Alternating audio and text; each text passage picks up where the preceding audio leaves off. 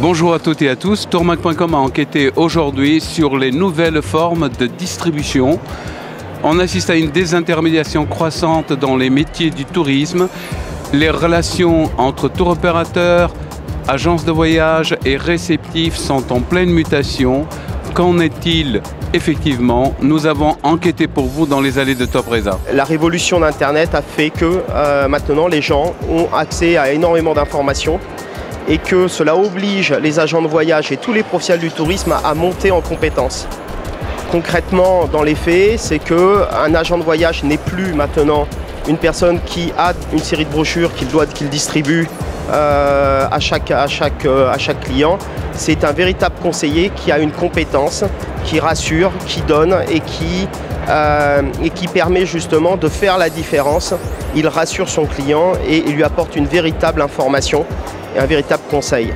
Et nous, Fidelia, en tant que professionnels et en tant que groupement de réceptifs, notre rôle, c'est justement d'accompagner cette mutation et d'apporter toujours plus de formation, d'aide, de conseils auprès de nos clients.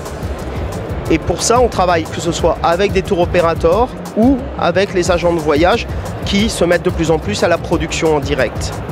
Par rapport à ça, on se rend compte que la tendance lourde maintenant et dans le tour operating même, que le nouveau business model qui est en cours, c'est le client final qui achète au tour opérateur, qui lui-même achète directement auprès du réceptif avec une désintermédiation. Et de la même façon, en fait, les agents de voyage développent de plus en plus des productions propres, des productions de niche, des productions à forte valeur ajoutée et qui leur permet en fait justement de fidéliser leur clientèle. Toute structure qui a une valeur ajoutée a sa place. Les agences qui ont pignon sur rue, des spécialistes de la billetterie, malgré que les tarifs soient nets, etc., je crois qu'il y a des plateaux d'affaires qui se développent, il y a des négociations qui se font, c'est parce qu'ils ont une vraie valeur ajoutée.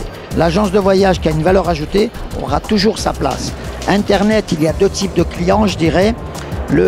Entre guillemets, le backpacker, celui qui est routard, qui veut se débrouiller lui-même, qui cherche partout, qui va traiter à droite à gauche pour monter son voyage découverte, mais il a 1 mois, il a 3 semaines. Nous, comme on se positionne sur la découverte, on cherche plutôt des gens CSP+. On se rend compte que tous les départs garantis en autocar, les circuits découverts, même chez les autocaristes, ont tendance à de moins en moins se remplir parce que les gens qui ont maintenant la soixantaine ont beaucoup voyagé. Internet est rentré dans leurs mœurs, elles vont en direct. Demain, vous allez à Marrakech, il n'y a pas de valeur ajoutée à prendre un vol low cost avec une compagnie et à traiter avec un riad et à prendre un taxi pour aller là. Un tour opérateur qui ferait ce package aura du mal à le vendre. Par contre, si un tour opérateur vend un club de vacances avec un vol charter et qu'il est compétitif, il arrivera toujours à vendre. Voilà comment je vois le métier. L'agent de voyage ne va pas disparaître. S'il est un peu plus cher qu'une relation réceptif-client, il apporte des services. Celui de recevoir les gens assis, celui d'être là, celui de les conseiller. Et ça a un prix. Ça a un prix, c'est du service. Le modèle de l'agence de voyage traditionnelle continuera à perpétuer. Il se reposait actuellement beaucoup sur le conseil. Nous, en tant que nouveau tour opérateur, sur un nouveau concept de désintermédiation et de mettre en relation avec des agences locales, on apporte ce conseil, une vraie expertise de terrain. Je pense que les agences traditionnelles vont falloir qu'elles se remettent un peu en question pour réinventer, réapporter quelque chose, de nouveaux services pour pouvoir subsister. Je pense que les tours opérateurs et les agences qui vont les distribuer ont une vraie valeur ajoutée, notamment sur les packages d'un côté, avec des gros volumes qui peuvent négocier et avoir des prix très intéressants. Et de l'autre côté de la chaîne, je pense qu'on aura des acteurs qui vont se différencier par des prestations très haut de gamme. Les gens qui veulent du luxe veulent avoir quelqu'un en face, veulent être rassurés, quelqu'un au téléphone, un conseiller voyage qui les prend de A à Z.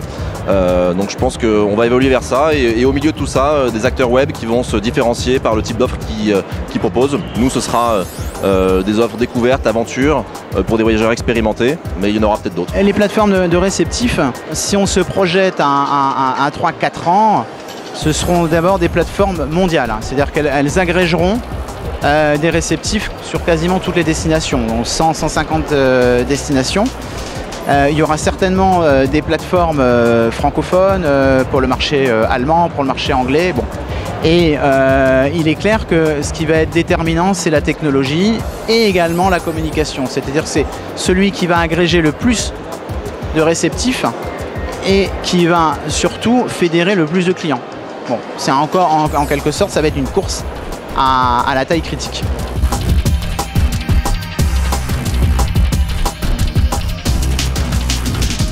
Bien, les agences qui veulent garder leur clientèle en réalité et éviter que le client passe directement auprès du réceptif, à mon avis, doivent mettre vraiment en avant leur savoir-faire, leurs compétences, leur valeur ajoutée et leurs contraintes. C'est-à-dire que leurs contraintes doivent être des atouts. Une agence, elle est proche de son client et elle doit bien lui faire comprendre que s'il y a une difficulté quelconque dans la réservation de son voyage ou dans l'exécution de son voyage, elle sera son interlocuteur privilégié, extrêmement protégée par le droit français, le droit du tourisme français. Une agence, elle est responsable de plein droit de ce qu'elle vend, elle a une garantie financière, elle a une assurance de RCP, elle s'exprime en langue française, elle encaisse en euros. Elle est donc l'interlocuteur privilégié du client. Non pas que les réceptifs ne fassent pas bien leur travail, mais en fait, ils sont à l'autre bout du monde et représentent un interlocuteur moins accessible pour le client.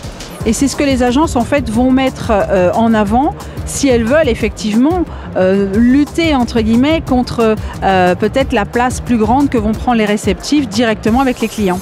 Eh bien voilà, vous savez presque tout. Il ne nous reste plus qu'à attendre la suite des événements pour savoir si ce qu'on nous prédit aujourd'hui sera bien la vérité de demain.